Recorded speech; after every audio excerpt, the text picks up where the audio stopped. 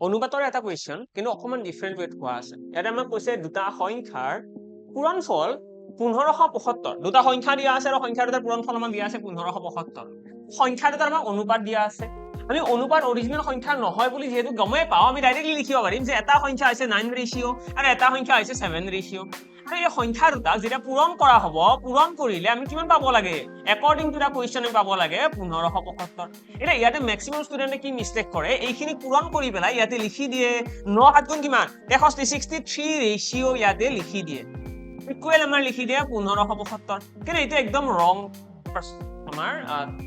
technique হয় এইটো question যদি সলভ কৰিব লাগে আমি এই r দুটা পূৰণ কৰিলে r নাপাও তো আমি ইয়াতে কি লিখিম r স্কয়াৰ লিখিম ক্লিয়াৰ আৰু যদি r স্কয়াৰ লিখো এতিয়াহে আমাৰ এটো কাৰেক্ট আনসাৰ আহিব যদি 63 ৰে তোমালোকে এটো ডিভাইড কৰা তোমালোকে দেখিবা 25 আহিব অৰ্থাৎ r স্কয়াৰ ইকুৱেল আহি গল 25 আৰু ইয়াৰে পৰা r ইকুৱেল তোমালোকে পাই যাও 5 মানে 1 ৰেচিঅৰ ভ্যালু কিমান